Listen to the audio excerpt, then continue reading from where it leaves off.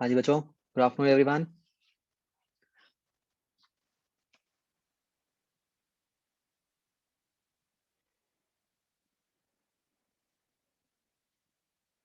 बहुत देर बाद इतने बच्चे देखे हैं मैंने तो अपने सेशन में।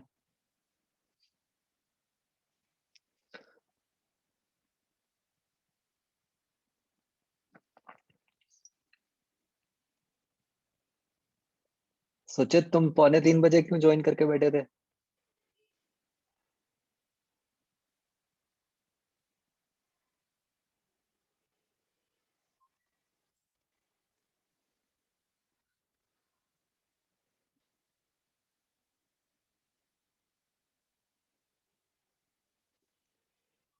ओके, तो बच्चों I also have along with me Dheeraj sir, Saurabh sir. ठीक है, तो गुड आफ्टरनून एवरीवन। सर आप समझाइएगा, फिर हम बीच में इनपुट दे देंगे। Good afternoon everyone.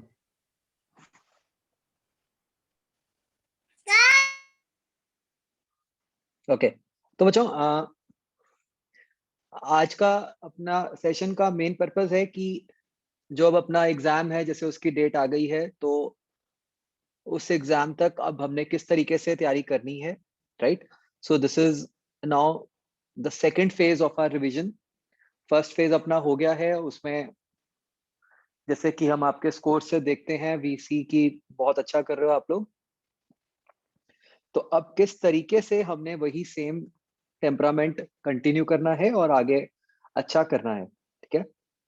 बच्चों ये शीट्स, चलो लेट मी एक्सप्लेन। बच्चों फर्स्ट एंड फॉरमोस्ट हमें एक बात समझनी है कि मतलब ये जो आपको दिया गया है मटेरियल, इसमें किस तरह से लिखा हुआ है और इसका क्या मतलब है, इसको लेके आई बिलीव थोड़ी सी कंफ्यूजन रही है। सी, ये जो शीट्स हैं बच्चों, ये जो रिवीजन शीट्स हैं, these are basically sheets in the form of tests. मतलब वो आप ये कह लो कि जो चैप्टर्स लिखे हुए हैं वो हर चैप्टर का 45 क्वेश्चंस का एक सेट है, ठीक है, for physics as well as chemistry. तो this is not a test as such, ये कोई प्लेटफॉर्म पे टेस्ट नहीं होगा। ये तो बस आप कह लो कि वो शीट टेस्ट की फॉर्म में है। और वो ऐसे क्यों है वो भी मैं आपको समझा रहा हूँ। देखो बच्चों, ये शीट का पर्पस है, मतलब for physics as well as chemistry, कि जब मान लो आपको लगता है कि आपने अपनी तरफ से उसकी समरी को रिवाइज कर लिया है, या जो भी आप उसकी एक्सरसाइज 2 को रिवाइज कर चुके हो, या पिछली शीट को रिवाइज कर चुके हो, तो इस शीट का पर्पस है कि बस आप अपने आप से उसको एग्जैक्ट 45 मिनट्स में या 1 आवर में, जितना आप टाइम एक्चुअल टेस्ट में देते हो, उतना टाइम देके सॉल्व कर दो। मतलब basically this is a sheet which is to be done at the end, ठीक है? और वो भी तब अगर आप जब आप पुराना सारा देख पा चुके हो, ठीक है? मतलब अगर आपके स्कोर जो है वो मान लो थोड़ा कम आ रहा है, ठीक है, let's say you are scoring around 100 in physics और केमिस्ट्री, तो इस शीट पे टाइम वेस्ट नहीं करना। आपने जो पहले आपका मॉड्यूल है उसको करना है, ठीक है? Module is number 1 priority, this sheet is number 2 priority. हाँ, ये शीट है बिल्कुल नीट लेवल की, जैसे जो अपनी रिवीजन 1 में जो बच्चों शीट्स थी वो फिर भी थोड़ी सी टफर साइड पे थी, बट ये वाली जो शीट्स हैं ये प्योरली नीट लेवल की ही हैं, ठीक है? तो इसमें आपको कुछ ऐसा नहीं लगेगा कि कुछ नहीं हो सकता। तो आपने बच्चों मेरा ये पॉइंट फॉलो कर लिया, ठीक है, कि कैसे इन शीट्स को करना है, ठीक है? तो ये sheets are meant just to give you a मतलब रीकैप, या मतलब मान लो किसी को ऐसा ही लगता है कि भाई मेरे को तो सारा आता है अच्छे से, मुझे कुछ और करने की जरूरत नहीं है, तो चलो आपने ये 45 क्वेश्चंस कर लिए, एक तरह से आपकी प्रैक्टिस हो गई, ठीक है जी, उतना ही करना है। बट ऐसा बिल्कुल नहीं करना कि आप सिर्फ ये शीट्स कर लो और पिछला देखो ही मत। ठीक है बच्चों, मॉड्यूल तो बार बार रिवाइज करना ही करना है। ठीक है, बिल्कुल सेम थिंग बच्चों। बाकी आपको मतलब सौरभ सर, धीरज सर भी बताएंगे कि बिल्कुल यही सेम चीज केमिस्ट्री और बायो में भी है कि first priority is your old material. ठीक है, next priority is the new material, जो कि यहाँ पे लिखा हुआ है। ठीक है, हाँ, एक एक्स्ट्रा चीज जो मैंने लिखी है बच्चों, अगर आप ध्यान से देखोगे आपके रिवीजन प्लान को, आपको ये कहा गया है कि टिल हाफ सिलेबस टेस्ट 2, मतलब बच्चों 23 अप्रैल तक, ये बेसिकली आपके 2 टेस्ट हुए। तो टिल हाफ सिलेबस 2 हमने 11th वाले एनसीईआरटी के क्वेश्चंस करने in physics as well as chemistry. ठीक है, और फिर उसके बाद चलना फिर से वही सारा कुछ है, एक तरह से रिपीट है बच्चों। ठीक है, तो उस टाइम पे लेकिन बस जो एक इसके आपको बच्चों फिर से ये जो लिखा हुआ है ना, मतलब जो 25 अप्रैल ऑनवर्ड्स चलना है, जैसे ये आप देखोगे कि फिर से लिखा हुआ है पार्ट टेस्ट 1 2 3 4, तो इसकी आपको फिर से शीट्स वहां पे डली होंगी लर्नर्स पे। ठीक है, मतलब अभी जो डली हुई है वो डली हुई है 23 अप्रैल तक, मतलब आप कह लो कि फिजिक्स की 10 शीट्स हैं, केमिस्ट्री की 10 शीट्स हैं। हाफ सिलेबस टेस्ट 2 के बाद फिर से आपको एक सेट ऑफ क्वेश्चंस मिल जाएगा। ठीक है, जिसमें कि वंस अगेन ये सारे के सारे आपके चैप्टर्स फिर से कवर हो जाएंगे। बस हमने जो फर्क रखना है अब वो ये रखना है 23 अप्रैल के बाद, कि हम उस टाइम पे अब क्लास 12th की एनसीईआरटी करेंगे। ठीक है, तो वो बच्चों आप समझ भी रहे होगे बहुत लॉजिकली कि हम क्यों कर रहे हैं, बिकॉज जब अप्रैल एंड के बाद हमें बोर्ड एग्जाम्स के लिए भी एनीवेज तैयारी करनी ही है, तो जब हम वो तैयारी करेंगे तो उसके साथ साथ एनसीईआरटी भी हो जाएगी, तो अपने दोनों पर्पस सर्व हो जाएंगे। ठीक है, तो ये सोच के प्लान बनाया गया है, और इसमें बच्चों जानबूझ के ऐसे किया गया है, जैसे कि आप देख सकते हो कि 18th को आपका बोर्ड एग्जाम है, तो मैंने थोड़ा सा एक्सक्लूसिव टाइम रख दिया आपका ओनली फॉर केमिस्ट्री। ठीक है, ऐसे ही जब बाकी सब्जेक्ट्स के एग्जाम्स हैं तो उनको सेपरेट टाइम दे दिया गया है। ठीक है, और ये जानबूझ के बच्चों मतलब 8 जून तक आपको थोड़ा सा एंड में टाइम मिल गया फ्री, कि जिसमें कि आप जितना आपने बोर्ड्स के लिए प्रिपेयर करना है आप वो कर लो, और अगर थोड़ा सा ये बफर टाइप्स भी हो गया कि जो अगर पिछला एग्जैक्टली फॉलो नहीं हो पाया आप उसको कर लो। ठीक है, तो ये आपका 8 जून तक का प्लान है। इसके बाद बच्चों आपके जो टेस्ट होंगे, है ना, आपके पास 8 जून से लेकर जितना टाइम बचेगा उस टाइम पे आपके जो टेस्ट होंगे वो आपके सारे फुल सिलेबस टेस्ट होंगे, राइट। और उस टाइम पर जो मटेरियल करना होगा वो मैं आपको थोड़ा सा आइडिया देता हूँ कि एक तो अभी तक जो 8 जून तक नहीं आया है वो प्रीवियस ईयर नहीं आया, राइट। तो 8 जून के बाद वाला टाइम हम रखेंगे फॉर प्रीवियस ईयर, एंड कुछ अलग से आपको क्वेश्चंस तब भी दिए जाएंगे जो कि बिल्कुल एनसीईआरटी ओरिएंटेड होंगे। ठीक है, उसके बारे में हम तब समझ लेंगे क्या करना है। तो right now you don't have to worry, अभी आपने अपना पूरे का पूरा फोकस जो है आप मतलब इस प्लान के अकॉर्डिंग रखो। बाकी आपको धीरज सर, सौरभ सर बताएंगे अपने सब्जेक्ट्स का। बच्चों केमिस्ट्री में तो जैसे सर ने बताया, बस आपको जो सबसे, जैसे हमारा तो केमिस्ट्री का जो रिवीजन 1 मटेरियल था वो भी नीट ओरिएंटेड ही था। हमने सारा एमटीजी वाली बुक जो फिंगर टिप्स है उससे ही बनाया था, मैक्सिमम मटेरियल अपना 95%। ये शीट्स तो जैसे सर ने बोला बिल्कुल सही बोला है कि जैसे सिंपल भाषा में अगर आप रखें तो जो 23 अप्रैल तक का जो टाइम है उसमें आपका टारगेट, पहली प्रायोरिटी आई वुड से आपकी एनसीईआरटी 11th होनी चाहिए। अब बच्चे उसमें ये भी पूछते हैं कि सर क्या फिजिकल केमिस्ट्री की भी एनसीईआरटी देखें? तो मेरा कहना है कि आप उसको देखें, जरूर देखें, इन द सेंस उसको उसको ऐसे दिमाग में रटने की जरूरत नहीं पड़ेगी आपको, लेकिन एक बार आप गो थ्रू कर लेंगे तो कुछ पॉइंट्स वहां भी निकल के आएंगे। और जिस तरह का पेपर आजकल पूछ रहे हैं, यू डोंट नो कि कहाँ से सवाल आ जाए, ठीक है? तो एक बार गो थ्रू जरूर करिएगा एनसीईआरटी फिजिकल की भी, वो जल्दी हो जाएंगे, आधे घंटे में आपका मोल कॉन्सेप्ट का चैप्टर आधे घंटे के आप मतलब 20 मिनट में हो जाएगा वहां से, क्योंकि सारी चीजें आपकी कॉपी से ही होंगी। कुछ चीजें पर एक बार जरूर गो थ्रू करने से कॉन्फिडेंस बढ़ेगा। अलॉन्ग विद एनसीईआरटी जो हमने मेंशन्ड किया है, तो जैसे फिजिक्स में सर ने जैसे बोला है कि एनसीईआरटी सॉल्विंग करनी है, बट केमिस्ट्री में एनसीईआरटी रीड भी करनी है। और रीड इन द सेंस, जैसे 11th में मैक्सिमम फिजिकल केमिस्ट्री है तो उसमें बहुत ज्यादा समय लगता नहीं है, but along with that NCERT exemplar 15 से 20 क्वेश्चन होते हैं हर चैप्टर में, सिंगल करेक्ट ही कर लो आप बस। और बैक एक्सरसाइज के क्वेश्चन सिर्फ देखने हैं, मतलब वो करने नहीं है। कुछ एक दो क्वेश्चन नए आ जाते हैं जब, है ना, उनमें कुछ नई इंफॉर्मेशन भी होती है जो एनसीईआरटी की थ्योरी में नहीं होती है। ऐसा मतलब कोई 100 में से कोई 2-3 सवाल होते हैं, ज्यादा नहीं होते हैं।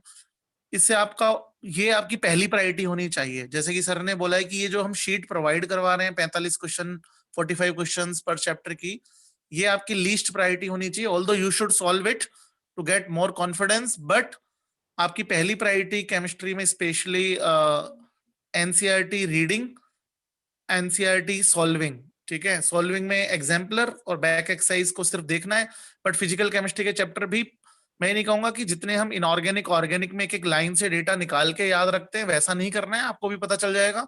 But yes, you should at least go through it, and there are some informations, and जो करंट पैटर्न चल रहा है उसमें आपको बेनिफिशियल ही रहेगा, ठीक है? और तो बिल्कुल सर ने जो बात बताई है वही। और सेकंड रिवीजन में वही, मतलब सेकंड इन द सेंस जो 23 अप्रैल हाफ टेस्ट 2 के बाद जब आपके बोर्ड एग्जाम्स क्लोज हो जाएंगे, तो उसमें केमिस्ट्री में वही एनसीईआरटी पढ़नी है। अच्छी बात यह है कि उस समय 12th की पढ़ रही है, 12th के एनसीईआरटी में थ्योरेटिकल पोर्शन ज्यादा होता है, पूरी ऑर्गेनिक वहां आती है, और पूरी इनऑर्गेनिक केमिस्ट्री का भी 70% पार्ट वहां आता है। तो वो आपने पहले भी पढ़ रखी है, दोबारा पढ़ेंगे तो बोर्ड में भी अच्छा हो जाएगा। अगेन एग्जाम्पलर सोल्व करनी है और बैक एक्सरसाइज के क्वेश्चंस देखने हैं, ये प्रायोरिटी रखें। उसके बाद वाला मटेरियल हम आपको प्रोवाइड कराएंगे प्रीवियस ईयर, या फिर जो हमारे मेंस के कुछ टेस्ट हैं जो एनटीए के ही ओरिएंटेड है, वी विल प्रोवाइड इट। और वहां आपको इनऑर्गेनिक या बायोलॉजी में जो चैप्टर रट्टा मारने हैं ऑर्गेनिक में, उसका भी प्लान देंगे 8 जून के बाद। तो मेजर फोकस आपको ऐसे ही रखना है। इसमें कुछ बच्चे ऐसे भी, आज जैसे कुछ बच्चे क्वेश्चंस पूछते हैं कि जैसे कुछ पोर्शन पहले ये कह के छोड़ गया कि भाई हट गया एंड ऑल। मैं कहूंगा कि एनसीईआरटी में भी जो है आप गो थ्रू कर लीजिएगा, क्योंकि जैसे पुराने एटॉमिक मॉडल्स या फिर और भी कुछ चीजें ऐसी होती हैं जो वो डिलीटेड बोल देते हैं, बट पेपर डिजाइनर उसको उतना गहराई से लेता है नहीं लेता है। तो मेरे ख्याल से वो चीजें भी आप देख सकते हैं। जैसे एटॉमिक मॉडल्स में, अगर पुराने एटॉमिक मॉडल्स हैं जो आप जूनियर विंग में पढ़ते हैं, वो भी आप एनसीईआरटी में एक बार गो थ्रू कर लीजिएगा उससे। क्योंकि जैसे कि मैंने 1-2 साल पहले मेंस में डॉल्टन एटॉमिक मॉडल पे क्वेश्चन आ गया था, तो इसलिए वो आप कुछ छोड़िएगा मत, जो एनसीईआरटी में है उसको नीट के लिए तो अक्षर से पूरा फॉलो करिएगा। और हाँ, बस फिजिकल केमिस्ट्री वाला पार्ट फास्ट हो जाएगा तो उसको फास्ट ही करेगा, उसको मगअप नहीं करना है। उसमें कोई नई चीज दिखे तो करिएगा। जो ग्रीन बॉक्सेस होते हैं उनको जस्ट ऊपर ऊपर से देख लीजिएगा, जर्नली उनमें कोई इंफॉर्मेशन बहुत ज्यादा नहीं मिलेगी, बट फिर भी जैसे कि 2018 में BR308 की स्ट्रक्चर आई थी, ऑल्दो आपकी नोटबुक में भी होगी, हमारे मॉड्यूल में भी है, बट वो ग्रीन बॉक्स में दे रखी है जैसे कि। तो कुछ अगर काम की इंफॉर्मेशन आपको लगे तो आपको करना चाहिए वो भी। तो बस ये ध्यान रखना है केमिस्ट्री में आपको। Hello everyone. अगर हम लोग बायोलॉजी की बात करते हैं, मतलब जैसा कि नीति सर ने और धीरज सर ने बताया कि फिजिक्स केमिस्ट्री तो हमें कैसे फॉलो करनी है, तो यार बायोलॉजी में तो हमारा जो फोकस है, हम लोग हमेशा स्ट्रेस करते हैं, हमारा NCERT should be the priority. मतलब एनसीईआरटी हम लोग, आई नो तुम लोगों ने बहुत बार पढ़ी है ना, बट फिर भी अभी भी हमारा जो फोकस रहना चाहिए थ्योरी का, हमेशा प्रायोरिटी जो है दैट वुड बी एनसीईआरटी। अभी तुम्हारे पास क्योंकि टाइम है तो हम लोग एनसीईआरटी प्लस नोट्स दोनों पढ़ेंगे। नोट्स तुम्हारे पास हर चैप्टर के प्रोवाइडेड हैं, अच्छे खासे नोट्स हैं तुम्हारे पास। तो थ्योरी तुमने पढ़नी है पहले एनसीईआरटी और नोट से। जैसे लिविंग वर्ड और बायोलॉजिकल क्लासिफिकेशन सबसे पहले दिया हुआ है, तुमने एक दिन में थ्योरी एनसीईआरटी से दोनों चैप्टर्स की प्लस नोट्स जो तुम्हारे पास है उसको रीड करके उसका क्वेश्चन सॉल्व करने के लिए सनगेज बुक तुम्हें मैंने बताई हुई है ऑलरेडी, और सबके पास है भी। सनगेज के जो क्वेश्चंस है, लाइक वो हर एक चैप्टर में बहुत ज्यादा क्वेश्चंस नहीं है, like 100 I think maximum 110 questions होंगे। तो उसको टाइमर के साथ यू कैन सॉल्व, लाइक 1 घंटे के अंदर या 45 मिनट के अंदर यू कैन सेट कि हमें 100 क्वेश्चंस बायो के जो है वो सॉल्व करने हैं। और हाँ, सनगेज उनके लिए है जिन्होंने पहले अली प्रॉपर्ली सॉल्व करी हुई है। अगर किसी बच्चे ने अली पहले प्रॉपर्ली सॉल्व नहीं करी हुई तो उसके लिए वो पहले अली सॉल्व करे, सनगेज बाद में कर ले, but Ali should be the priority. But I think सबने अली बहुत अच्छे से सॉल्व करी हुई है, तो अभी जिन्होंने करी हुई है तो वो सारे के सारे जो अपना सनगेज के ऊपर फोकस कर सकते हैं। और गाइस एनसीईआरटी के अंदर जैसे हर एक चैप्टर की थ्योरी दी हुई होती है, थ्योरी के एंड में कुछ समरी भी दी होती है ना हर चैप्टर की, तो वो समरी में भी कुछ पॉइंट्स एक्स्ट्रा होते हैं जो हमारे जो चैप्टर का टेक्स्ट है, मेन टेक्स्ट है, उसमें नहीं है। तो हमें हमेशा ध्यान रखना कि while reading NCERT we do not skip that part of summary. और हर एक चैप्टर की एंड में कुछ सप्लीमेंट्री इंफॉर्मेशन भी होती है एनसीईआरटी में बायो की, तो वो भी हमें साथ में कवर करनी है। और अगर मान लो चैप्टर के स्टार्टिंग में कुछ साइंटिस्ट की इंफॉर्मेशन दी हुई है बेसिक सी, लाइक मेंडल की, या मैंने तुम्हें बताया हुआ है जो मेन साइंटिस्ट है, तो उसमें तुम्हें रट्टा नहीं मारना कि भाई याद करने बैठ जाओ कौन से ईयर में बर्थ हुआ है, कहाँ डेथ हुई है। बट एक बार we can just go through that information कि उन साइंटिस्ट के बारे में क्या क्या बताया गया और उनका मेन कॉन्ट्रीब्यूशन क्या है। जो इन टेक्स्ट सारे साइंटिस्ट के नाम है ना, वो तो करना ही है, बट एक चैप्टर के हर यूनिट के स्टार्टिंग में कुछ ना कुछ साइंटिस्ट का नाम दिया होता है, उसकी इंफॉर्मेशन दी होती है, तो उसको भी अपने को एक बार रीड करना है। और एक और चीज हमने जो फ्रॉग और अर्थवॉर्म वाला जो टॉपिक है, जो नीट के सिलेबस में नहीं है बट एनसीईआरटी में दिया हुआ है, वो हमने एनसीईआरटी से ही पढ़ना है। उसको हमें ज्यादा डिटेल में नहीं जाना, बट हाँ एनसीईआरटी से जरूर पढ़ना है, बिकॉज 2 साल पहले फ्रॉग के अंदर एक क्वेश्चन आया था जो जो एनिमिलिया किंगडम में चैप्टर से नहीं था, वो एनसीआर उसमें से फ्रॉग में से था प्रॉपरली। तो हमें फ्रॉग और अर्थवॉर्म रीड करना है, बट उसको हमने एनसीईआरटी के बियॉन्ड नहीं जाना उसमें, राइट। और कुछ बच्चों को मतलब ये तो मैं ये प्रिज्यूम करके चल रहा हूँ कि सारे के सारे जो है ये टाइम टेबल को प्रॉपरली मैनेज कर पाओगे, सारी चीजें याद कर पाओगे, सब कुछ आता है। बट हाँ, कुछ बच्चे ऐसे भी हैं जो तुम में से चीजों को बहुत प्रॉपरली मैनेज नहीं कर पा रहे, या परफॉर्मेंस अच्छी नहीं आ रही जैसी आनी चाहिए। तो गाइस उनके लिए भी मैंने तुम्हें शायद बताया था पहले ये चीज की, जो प्योरली रट्टे वाले चैप्टर्स हैं, जैसे मॉर्फोलॉजी हो गया, या फिर प्लांट किंगडम हो गया, या लिविंग वर्ड हो गया, बायोलॉजिकल क्लासिफिकेशन हो गया, जो 5, 6, 7, 8 जो प्योरली रट्टे वाले चैप्टर्स हैं, ये उन बच्चों के लिए बात कर रहा हूँ जिनको लग रहा है कि भाई हम लोग इतना मैनेज नहीं कर पाएंगे, वो उन चैप्टर्स को सिर्फ एनसीईआरटी से कर सकते हैं। बट बाकियों को सबको वो चैप्टर्स भी एनसीईआरटी प्लस नोट दोनों से करने हैं। बट जो बच्चे ज्यादा चीजें मैनेज नहीं कर सकते, कुछ चैप्टर्स को, मॉर्फोलॉजी को, एनाटॉमी को, लिविंग वर्ड को, बायोलॉजिकल क्लासिफिकेशन को, तो वो प्योरली एनसीईआरटी से वो चैप्टर्स पढ़ सकते हैं जिसमें एग्जाम्पल्स हैं। बिकॉज अभी तक जो पैटर्न चल रहा है, जनरली एग्जाम्पल्स जो है वो एनसीईआरटी से ही आ जाती हैं। तो एटलीस्ट हम लोग ज्यादा के चक्कर में जो मेन फोकस है हमारा जो एनसीईआरटी वो भी ना खराब करें। तो एनसीईआरटी तो हमारा फोकस रहना चाहिए, हर बच्चे का एनसीईआरटी फोकस रहना चाहिए। प्लस थ्योरी के मैं नोट्स उन चैप्टर्स के लिए जो रट्टे वाले हैं उनको बोल रहा हूँ जिनकी एनसीईआरटी ऑलरेडी वेल प्रिपेयर्ड है, राइट। और हर चैप्टर के साथ साथ हम लोग सनगेज सॉल्व करते रहे, और जो भी हमारी रेगुलर, और प्लीज एक और चीज मैं जो कहना चाहूंगा कि जो हमारी डिस्कशन क्लासेस लगती हैं, डाउट क्लासेस लगती हैं यार, उसमें आया करो। मतलब जो भी अगर मान लो तुमने कोई शीट सॉल्व कर रही है, या मान लो तुमने कोई सनगेज के क्वेश्चन सॉल्व करे, तो उसको डिस्कस करने के लिए आया करो। अपना ये प्रेज्यूम मत किया करो कि ये क्वेश्चन तो चलो मैंने याद कर लिया, हो गया। हो सकता है वो तुम्हें रिक्वायर्ड ना हो सकता है उसमें उसको तुमने गलत जो है तरीके से इंटरप्रेट किया करो। एटलीस्ट वो क्वेश्चन डिस्कस करने आ जाया करो।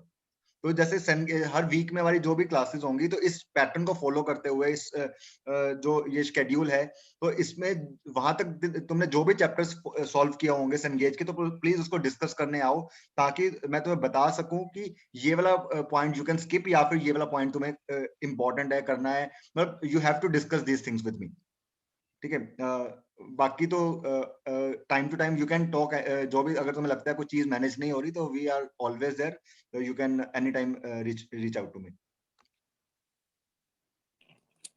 बच्चों इसमें मैं और ऐड करूंगा छोटा सा, जैसे एनसीईआरटीज भी अपग्रेडेड हो रही हैं, तो कुछ बच्चों के पास है ना बहुत पुरानी एनसीईआरटीज होंगी, तो आप लेटेस्ट एनसीईआरटीज फॉलो करिएगा। जैसे कि मैं अभी एनटीए ने जो मेंस में पेपर लिए थे उसमें हार्मोन पे भी क्वेश्चन है, और हार्मोन नई एनसीईआरटीज का पार्ट है। 2-3 साल पुरानी एनसीईआरटी में हार्मोन है ही नहीं। तो इस चीज का भी ध्यान रखिएगा आप कि एनसीईआरटीज आपकी लेटेस्ट हों।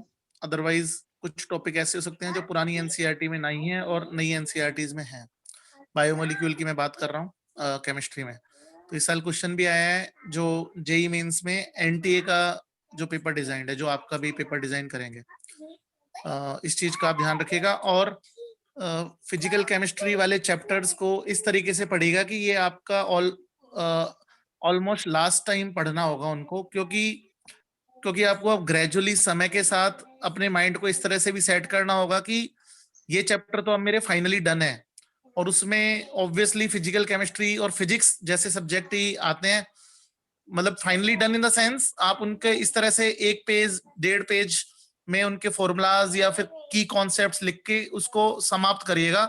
ये नहीं कि हमेशा आपके मन में वो बर्डन रहे कि मेरे को ये दोबारा पढ़ना है या बार बार पढ़ना है। मतलब उस एटीट्यूड से आपको अब अपने लॉजिकल चैप्टर्स को अपने माइंड में रखना है, ताकि लेटर हाफ में जो रट्टे वाले चैप्टर हैं, जो रिमेम्बरिंग वाले चैप्टर हैं, बायोलॉजी है, केमिस्ट्री में इनऑर्गेनिक ऑर्गेनिक के कॉन्सेप्ट्स हैं कुछ, उनके लिए आपके पास स्पेस भी रहे और आपको आपका माइंडसेट भी तैयार रहे। अदरवाइज आप हमेशा इसी बोझ में दबे रहेंगे कि मेरा हर कुछ पढ़ना है मेरे को।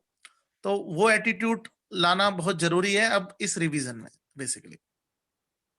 हाँ, तो बेसिकली अपने को नैरो डाउन करती जानी है चीजें कि भाई ये तो फाइनल है, इसको मेरे को फ्यूचर में बस देखने की जरूरत नहीं, एक बार देखना है ना। तो ये बहुत जरूरी, बहुत इंपॉर्टेंट पॉइंट जो है सर ने कवर किया है, ये चीज बहुत जरूरी है। नहीं तो हर बार तुम्हें ये लगेगा कि पूरी की पूरी रिवीजन करनी है और टाइम है नहीं। तो guys you have to narrow down things from now onwards.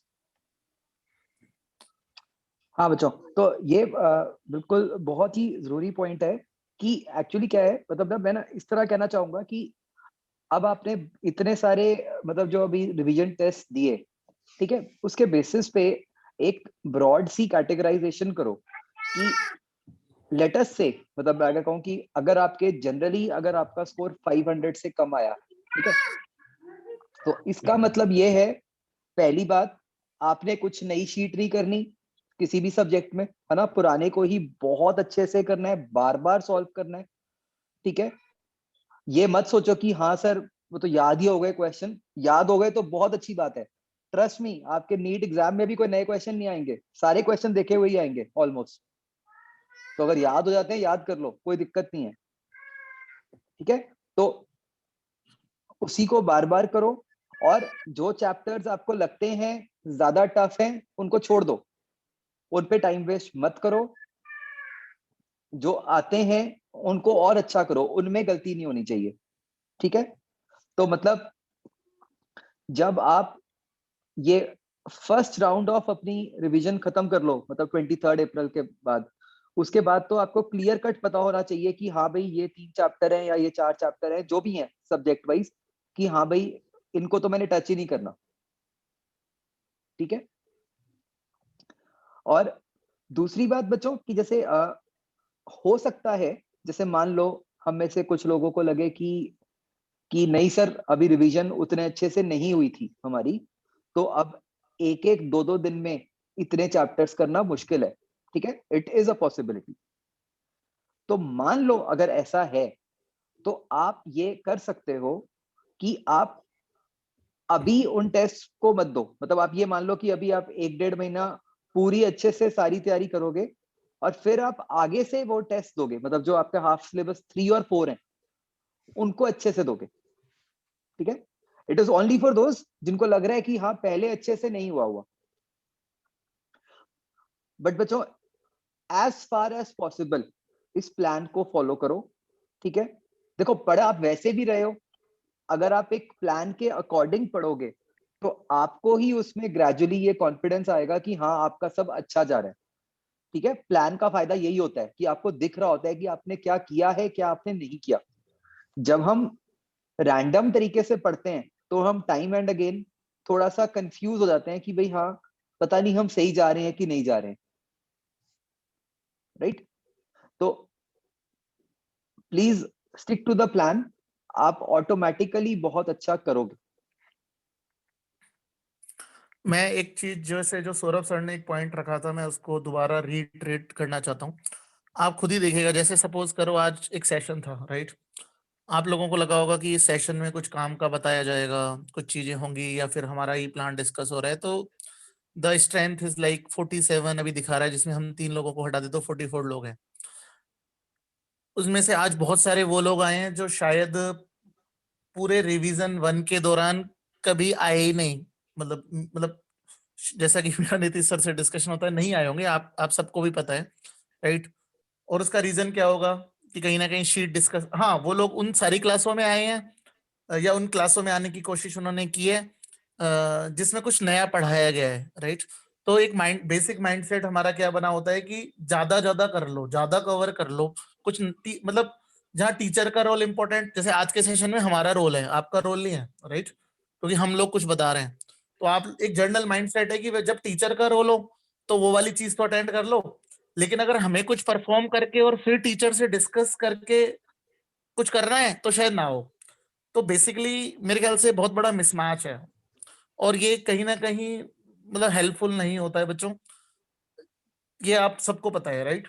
जैसे कि कल ही एक पेपर हुआ था, फॉर एग्जांपल, एक बहुत सिंपल सा मैं एग्जांपल दे रहा हूँ। कल आपका एक डिलीटेड पोर्शन का टेस्ट था, उसमें केमिस्ट्री में काफी क्वेश्चंस गलत थे, है ना? मेरे को बच्चों ने भेजे हैं, मैंने इवन गलत होने के बावजूद भी कईयों को लग रहा था कि ये सही है, और कुछ लोगों ने उनको ओपनली डिस्कस किया, और कुछ लोगों को तो कुछ पता ही नहीं कि क्या सही है क्या गलत है, और हो सकता है कि बहुत सारी जनता ने पेपर ही नहीं दिया होगा क्योंकि उन्होंने डिलीटेड पोर्शन नहीं किया।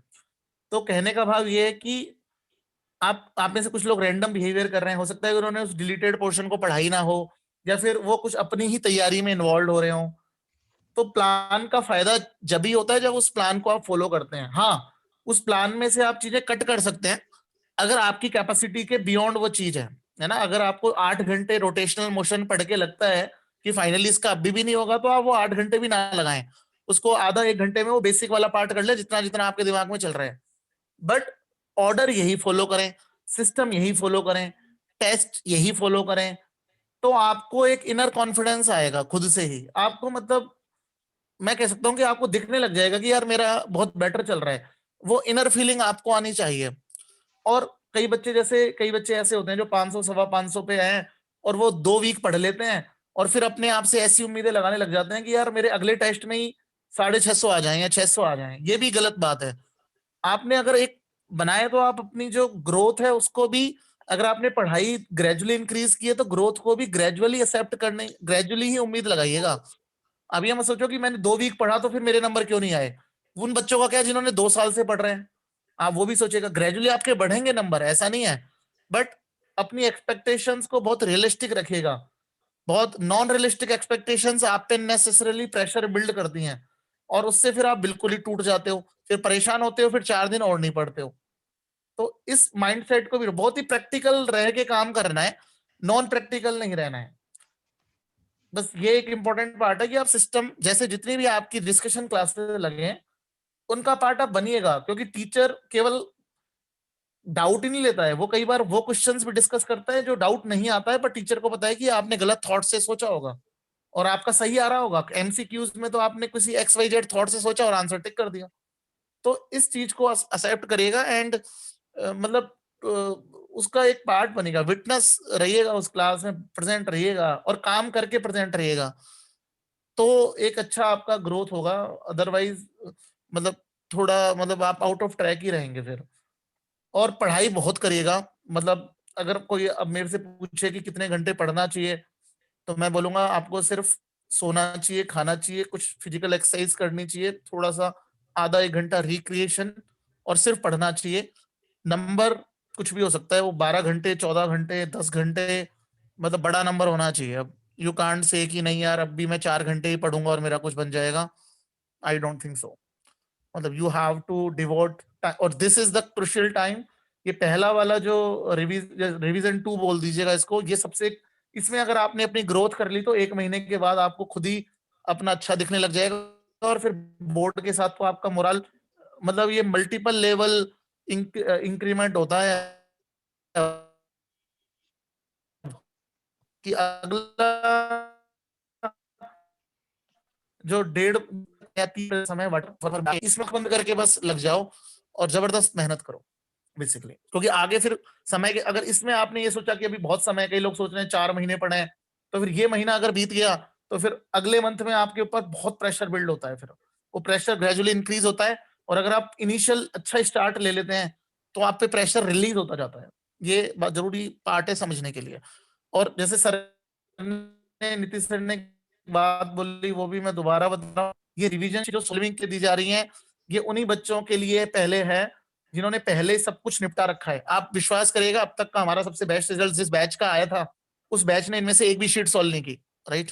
तो ज्यादा मटेरियल, कोई नया मटेरियल तो उन्हीं लोगों के लिए होता है जिन्होंने पुराना सारा निपटा रखा है, ठीक है। अगर आपका पुराना नहीं है तो फिर इसका कोई सेंस नहीं है बेसिकली। तो उस चीज को बहुत हर किसी के लिए अलग स्ट्रेटेजी है, तो आप अपनी स्ट्रेटेजी में उस चीज को रख सकते हैं, आपका कोई नुकसान नहीं होने वाला है। आप अभी अपना होल्ड बनाने की कोशिश करिएगा अगला 1-1.25 महीने में बेसिकली अपने कॉन्सेप्ट्स पे, जो जो गाइड किया है। मैं बच्चों बाकी एक बात और कहना चाहूंगा, मतलब देखो, एक ये बहुत ही अच्छी बात ये है कि you still have 4 months, right? अप्रैल, मई, जून, जुलाई, ये बहुत ज्यादा टाइम होता है, मतलब जिसमें कि अगर आप ढंग से एफर्ट करोगे, आप एक्चुअली अपने पुराने सारे पाप धो के अच्छा कर सकते हो। तो पहले जो हो गया जैसे हो गया, फॉरगेट इट। ये सोचो कि हाँ अब अच्छा करना है। ये सोचो कि यार जो 4 महीने हैं इसमें कुछ ऐसा कर दें कि फिर दोबारा कभी ये ना सोचना पड़े कि यार कि कुछ नहीं कर पाए थे, कि तब टाइम था और हमने छोड़ दिया। This is very important. तो जितना अभी आप इन 4 महीने का फायदा उठा सकते हो, बाद में आपको उतना ही ज्यादा बच्चों फायदा होने वाला है। मतलब just imagine, now you are just 4 months away from becoming future doctors, right? इससे अच्छा कुछ नहीं हो सकता। और स्पेशली बच्चों जिन लोगों के मार्क्स रिवीजन टेस्ट में लेट से कम आ रहे हैं, ठीक है, तो मैं आपको एक ये बात कहना चाहूंगा कि what you should do is, अपने सारे टेस्ट्स को ना एनालाइज करके आप ये देखो, मतलब मैं बात कर रहा हूं जिनके भी मार्क्स लेट से 500 से कम आ रहे हैं, तो आप लिस्ट ऑफ टॉपिक्स बना लो, ठीक है। उसमें से आप डिसाइड कर लो कि भाई आखिरी के आप 3-3, 4-4 चैप्टर्स छोड़ दो, उन पे जिन पे आपके अभी तक सबसे कम मार्क्स आ रहे हैं उन पे टाइम मत लगाओ, और आप अपना मैक्सिमम टाइम जो है आप लगाओ ऑन दोज टॉपिक्स जो आपके पूरे स्ट्रॉन्ग हैं, ठीक है। अब मतलब स्ट्रॉन्ग को और स्ट्रॉन्ग करने का टाइम है, अब वीक को मीडियोकर करने का टाइम नहीं है, ठीक है। Please understand my point. तो आप कुछ टॉपिक्स छोड़ दोगे, उससे बिल्कुल कोई फर्क नहीं पड़ेगा।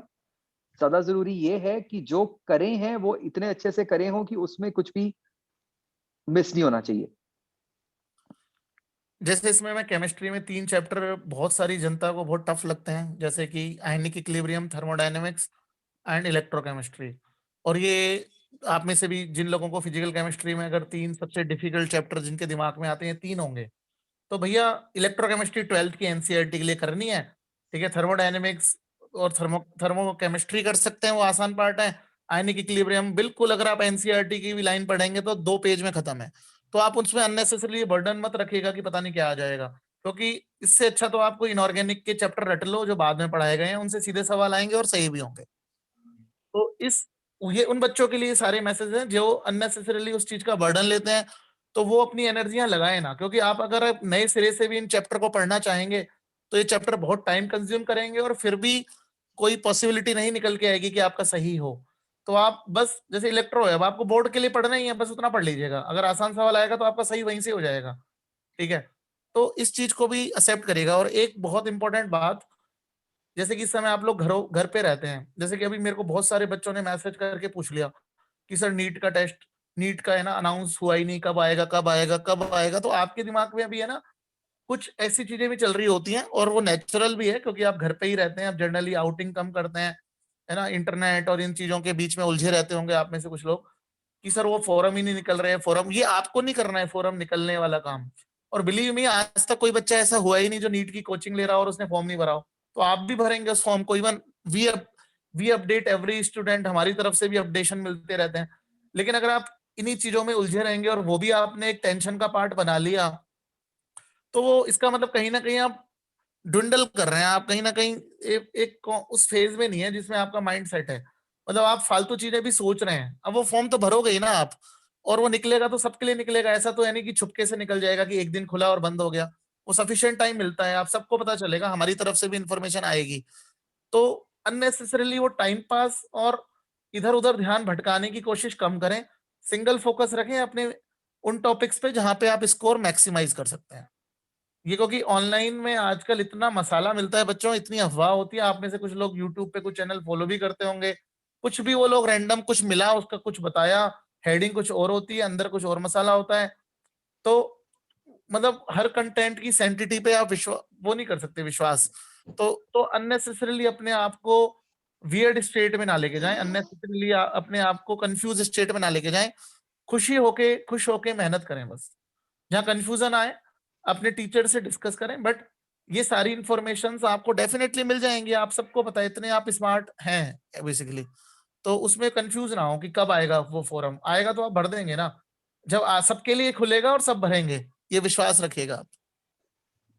और ये चीज जो नीति सर और धीरज सर ने बोली कि जो हार्ड चैप्टर्स हैं है ना, उनको हम लोग अभी ना पंगा लें, उनको छोड़ दें, बट ये चीज बायो में एप्लीकेबल नहीं है। मतलब I am clearly telling you, biology में जो भी हार्ड चैप्टर्स हैं, बेसिकली बायोलॉजी में हार्ड वो है जिसमें बहुत सारी चीजें तुम्हें लाइक मगअप करनी है, बहुत सारी चीजें रट्टा मारना है, तो उनको छोड़ने के बजाय हम लोग एनसीईआरटी से कर लें, क्योंकि बायोलॉजी में मोस्टली प्रोबेबिलिटी है कि पेपर एनसीईआरटी से आ जाएगा।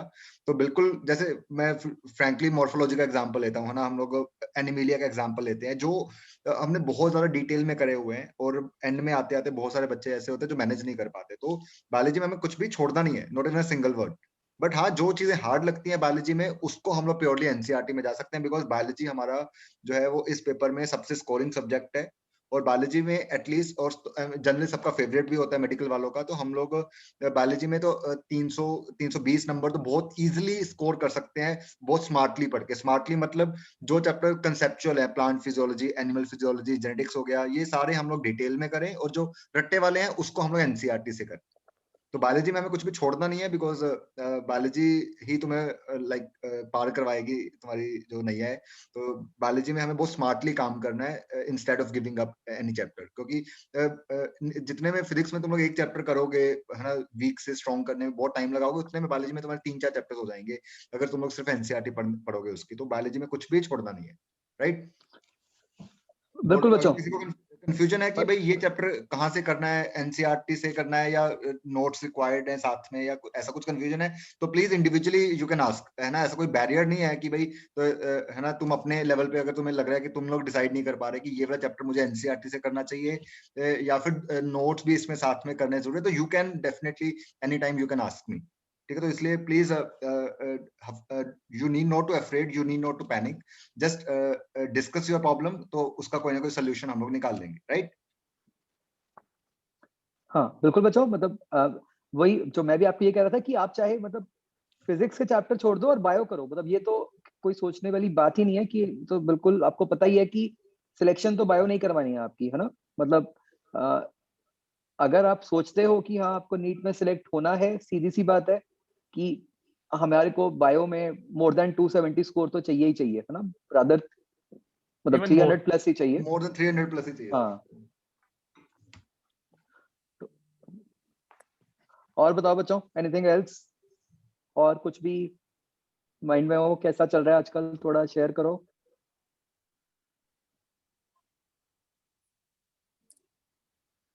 बोलो बोलो भाई, अक्षिता गोयल, क्या चल रहा है तुम्हारा? तो जैसे प्रैक्टिकल्स है बीच बीच में, तो अगर उसके कारण कोई मिस हो रहा है तो उसके लिए हम किसी तरह टाइम सेव कर सकते हैं, लाइक जैसे कोई टेस्ट मिस हो रहा है तो उसको बाद में दे सकते हैं। हाँ, टेस्ट आपके एज सच ओपन होंगे, मतलब ये आपके जितने भी टेस्ट अभी डलेंगे ना, मतलब ये जो 4 हाफ टेस्ट हैं या जो आगे फुल सिलेबस होंगे, they will be kept open till the very and. तो आप जब भी, मतलब अगर बाई चांस ऐसा कोई इशू आए भी, तो आप उनको बाद में दे सकते हो। Okay sir, thank you.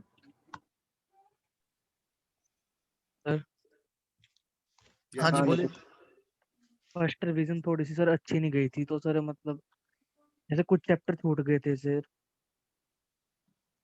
तो फिर सर अभी इस रिवीजन में कैसे उन चैप्टर्स को करना है?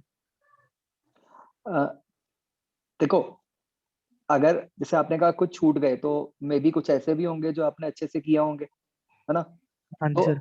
अब ये आप देखो कि जैसे वही बात की, अगर आपको लगता है कि मान लो ये यूनिट्स, डायमेंशन, वेक्टर्स जो है, मान लो जो पहला पार्ट है, इसके लिए अब आपके पास 2 दिन हुए, है ना, 26 27, 2 दिन हो गए लेट्स यस से। Yes sir. तो अगर आपको लगता है कि यार ये पहले अच्छे से किए हुए हैं, इन पे उतना टाइम नहीं लगना चाहिए, ठीक है, तो इसकी सीधा ये शीट करो, और वो टाइम जो बचता है वो दूसरे चैप्टर्स पे लगा दो। और अगर कुछ चैप्टर्स ऐसे हैं जो बहुत ही मतलब छोड़े हुए हैं फिजिक्स केमिस्ट्री में, मतलब जिसमें बहुत टाइम लगने वाला है, तो फिर उन पे मतलब उतना टाइम लगाने का फायदा नहीं है, उससे अच्छा वो छोड़ ही दो, कोई फर्क नहीं पड़ेगा अपने को। Okay sir. ठीक है बच्चों, मतलब जितना प्लान फॉलो कर सकते हो उतना करो उसको। मतलब ये नहीं करना कि चल कोई बात नहीं, इसमें एक दिन एक्स्ट्रा लगा देते हैं फिर अगले में कवर कर लेंगे, नहीं। मतलब 28 को अगर करंट इलेक्ट्रिसिटी है तो 28 को करना ही करना है। प्लीज फॉलो द प्लान, आपको बाद में बहुत कॉन्फिडेंस आएगा, ट्रस्ट मी ऑन दिस। नहीं तो बाद में ना बच्चे बहुत कंफ्यूज हो जाते हैं कि यार पता नहीं सही चल रहा है नहीं चल रहा है, तो हम कर भी रहे होते हैं और फिर भी कंफ्यूज हो, उससे बुरा क्या होगा, है ना? तो इससे अच्छा ये है कि बिल्कुल प्लान से चलते जाओ, फिर उससे ना एक मेंटली कॉन्फिडेंस रहता है कि हाँ यार सब कुछ सही जा रहा है और आगे भी अच्छा ही होगा। बेटा ये मान लो कि आइडियली अगर मैं नॉर्मल सिनेरियो में हम बातें करें, तो अभी मार्च एंड चल रहा है ना, जनरली मार्च और अप्रैल बेसिकली ये बोर्ड का, मैं प्री कोरोना टाइम की बात कर रहा हूँ, तो बेसिकली आपका मई में टेस्ट हो जाता था। तो अगर हम 2 साल पुरानी बातें करें तो आइडियली आप लोगों को 4 मंथ्स बोनस मिले हैं, ठीक है, 4 महीने बोनस बोल सकते हो आप इसको। और बोनस मतलब आप ये अब आप ये कंप्लेन नहीं कर सकते कि यार हमारे पास समय नहीं है तैयारी का, ये 4 महीने आपको एक्स्ट्रा ही मिले हैं, सिंपल भाषा में आप समझिएगा। आप अपना मैं ये प्लान देख रहा था, इसमें इतना बफर टाइम भी है बाद में। आप सोचो फिजिक्स का टेस्ट जो है उसमें पहले फिजिक्स ऊपर सर ने लिख भी दी, उसके बाद भी 5-6 दिन का समय है, रिविजन 3 में देखना आप, मतलब बहुत ही खुला टाइम है इसमें।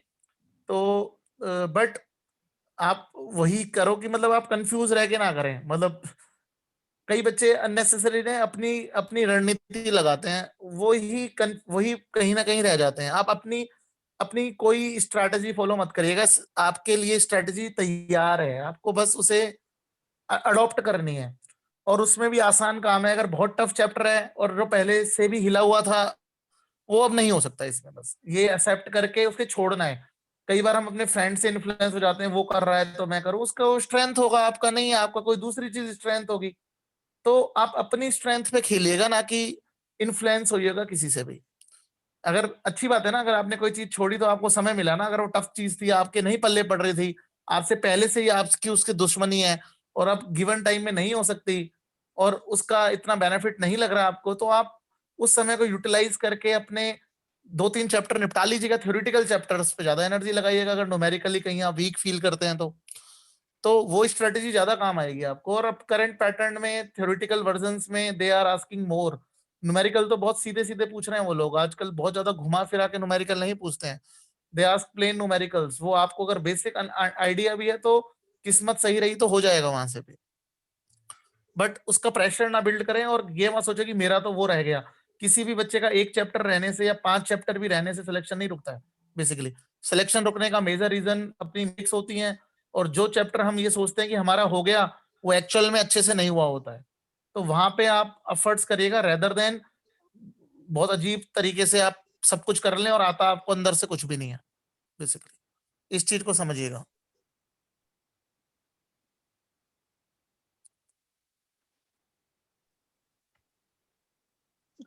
बच्चों नरेंद्र मैम ने भी ज्वाइन कर लिया है। मैम आप भी प्लीज कोई बच्चों से अगर टिप्स शेयर करना चाहें इस रिवीजन वाले फेज में।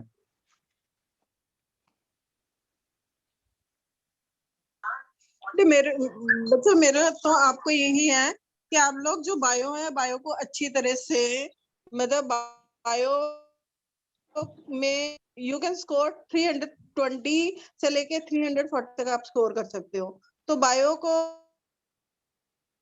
बिटवीन आपने एनसीईआरटी पढ़नी है, वो बिटवीन द लाइंस पढ़नी है। बहुत बच्चे हैं जो कहते हैं मैम आपने 5 बार पढ़ ली, 6 बार पढ़ ली, अभी और 2 बार 3 बार और पढ़ लो, ठीक है ना। तो एनसीईआरटी को तो बिल्कुल अच्छी तरह से रट्टा लगाना ही लगाना है आपने। साथ में अगर कोई टॉपिक्स हैं जैसे एवोल्यूशन वाला टॉपिक है, वो सिर्फ एनसीईआरटी को पढ़ के आप यू कांट सॉल्व। तो एनसीईआरटी वाला टॉपिक में आपने नोट्स को भी पढ़ना है, और जहां भी अगर भी आपको कोई प्रॉब्लम आती है तो यू कैन कॉल मी, आप पूछ सकते हो कि मैं यहाँ से कैसे समझना है,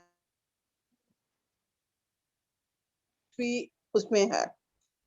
तो वैसे मेरी तो ये मतलब कुछ भी बायो में कुछ भी छोड़ना नहीं। आप एक लाइन भी है, इजी टॉपिक है, ऐसे कुछ नहीं कर सकते उसमें, ठीक है। जैसे एनिमल किंगडम में जैसे सौरभ सर ने बताया है ना, तो अगर एनिमल किंगडम है, एनिमल किंगडम में आप ने पहली रिवीजन में तो नोट्स कर लिए, अब सेकंड रिवीजन में आप ऐसे कर सकते हो, आप सिर्फ एनसीईआरटी पे कंसंट्रेट कर लो, ठीक है। उसमें बहुत सारे कैरेक्टरिस्टिक तो आपको याद ही होंगे। बाकी एग्जाम्पल तो मैं पहले भी यही कहती थी कि जो एग्जाम्पल्स हैं, एग्जाम्पल्स तो आप एनसीईआरटी के बाहर आपने बिल्कुल एनिमल किंगडम में एनसीईआरटी के बाहर बिल्कुल जाना नहीं है। जितनी एनसीईआरटी की एग्जाम्पल है वही एग्जाम्पल सारी की सारी कर लो, लेकिन उनको ऐसे याद करना है कि उनका साइंटिफिक नेम, कॉमन नेम, हर एक चीज बहुत अच्छी तरह से याद करनी है, ठीक है ना। उसमें से क्वेश्चन अच्छे आ जाते हैं, मतलब 1-2 क्वेश्चन अगर आ जाते हैं, मैच द फॉलोइंग, जैसे इस बार 15-20 क्वेश्चन मैच द फॉलोइंग भी आए हैं, तो एनिमल किंगडम में मैच द फॉलोइंग आ जाएगा। उसमें आपको अगर एग्जाम्पल कौन से किंगडम की, कौन से फाइलम की ये एग्जाम्पल है, ये आपको आना चाहिए, ठीक है ना। और उसके कुछ कैरेक्टरिस्टिक है, जो पर्टिकुलर किसी फाइलम के कैरेक्टरिस्टिक्स हैं, वो आपको आना चाहिए, मतलब। लेकिन जो आएंगे वो मोस्ट प्रोबेबली एनसीईआरटी से आए हैं। तो एनसीईआरटी एनिमल किंगडम के लिए तो आप ऐसे करो, एनसीईआरटी को अच्छी तरह से बहुत अच्छी तरह से कर लो। अगर कोई और मतलब कोई करेक्टर कुछ आ जाता है, वो आपने पढ़ा हुआ है पहले, फर्स्ट डिवीजन में आपने पढ़ा हुआ है, तो वो आप कवर कर उसको कर सकते हो। बाकी रह गया आपका एनिमल टिश्यू। जो एनिमल टिश्यू वाला चैप्टर है वो एपिथेलियल टिश्यू को आपको बाहर से करना पड़ेगा। बाकी तो जितना एनसीईआरटी में है, जैसे आपने मस्कुलर टिश्यू जैसे मैंने करवाया था क्लास में, ठीक है ना, मस्कुलर टिश्यू किया है, जहाँ हमने न्यूरल टिश्यू किया है, वो तो हमारा 2 चैप्टर्स में कवर हो जाता है, ठीक है ना उसको। बाकी फिजियोलॉजी तो आपको करनी है, फिजियोलॉजी तो आप अच्छी तरह से 3-4 बार पहले भी आपने रिवीजन कर ली, अब दोबारा फिर रिवीजन कर ली।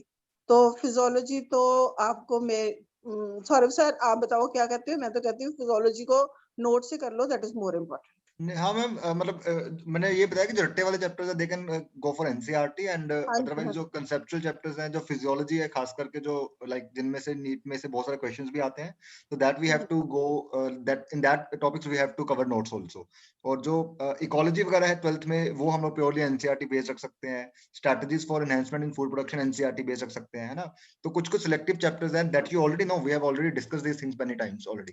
तो but still if somebody has a doubt, you can text me any time, तो हम लोग उसमें भी बता सकते हैं। अदरवाइज तुम्हें ऑलरेडी पता है कि जो रट्टे वाले चैप्टर्स कौन से हैं और कंसेप्चुअल चैप्टर्स कौन से हैं। तो कंसेप्चुअल चैप्टर्स में we have to cover those chapters in detail, otherwise रट्टे वाले chapters NCERT is good enough for that.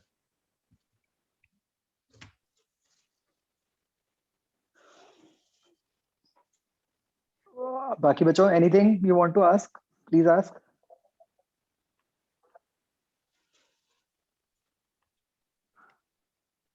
हाँ भाई पूछ लो, डाउट्स तो पूछने चाहिए।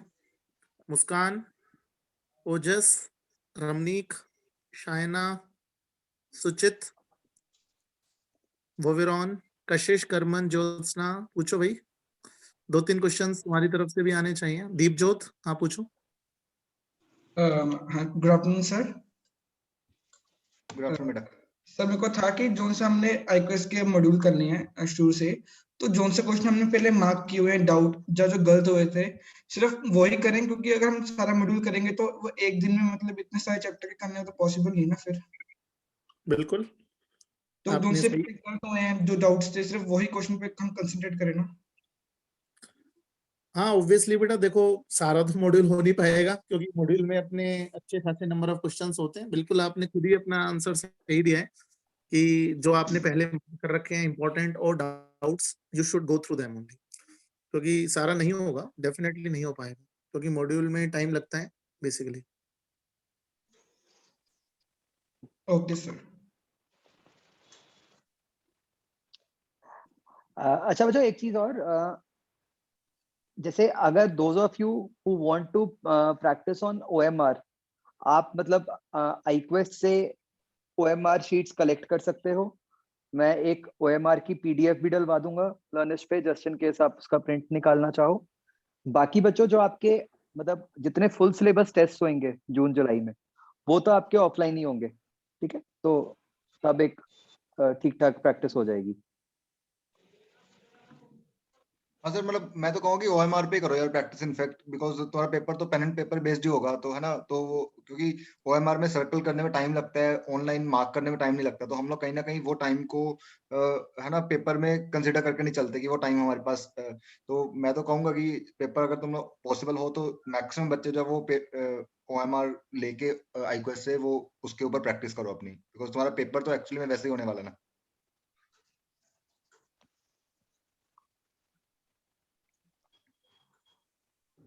हाँ सुचित पूछिएगा, सुचित। Good afternoon sir. बोलिए। सर जैसे आप कह रहे हो कि ये वाली शीट्स जो हैं वो एनसीईआरटी बेस्ड हैं, तो कोई चैप्टर जो मुश्किल लगता है वो सिर्फ इन शीट से करके हम सोच सकते हैं कि हाँ ठीक है, मतलब नीट के लिए तो ये एनसीईआरटी ओरिएंटेड से ज्यादा मैं we will say NEET oriented है, ठीक है? तो मतलब जैसे मैंने केमिस्ट्री में तो देखा था कुछ क्वेश्चंस केवल एनसीईआरटी से बाहर भी हैं जो नीट में पूछे जा सकते हैं, जैसे अगर प्रीवियस टाइम के हम देखें तो। जैसे केमिस्ट्री में तो मैं ये नहीं कहूंगा कि केवल एनसीईआरटी ओरिएंटेड है, बट यस नीट ओरिएंटेड है हाईली। तो आप इन्हीं शीट्स पे विश्वास कर सकते हैं सॉल्विंग के लिए। ठीक है, थैंक यू सर।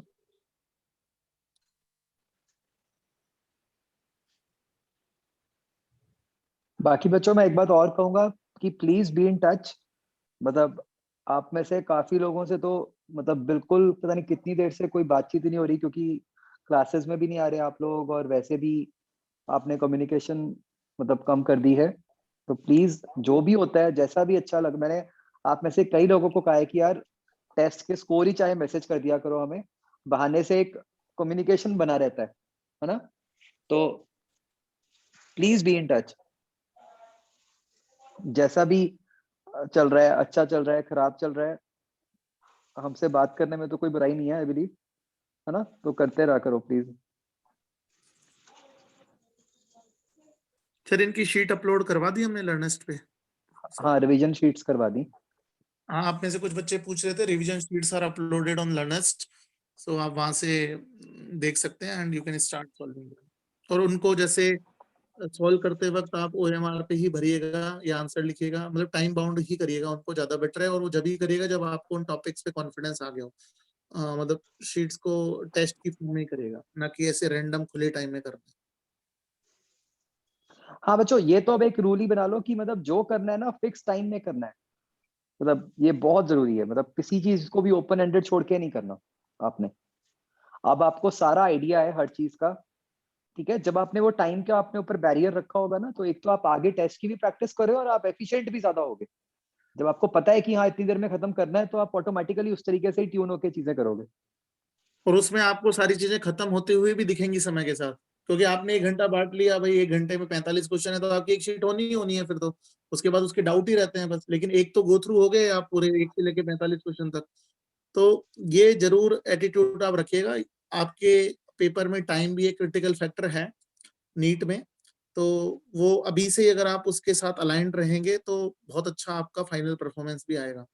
तो टाइम एक क्रुशियल फैक्टर है, उसको अभी से ही अपनी हर तैयारी में इन्वॉल्व करिएगा, सो अपने आप ही आपकी परफॉर्मेंस निखर के आ जाएगी।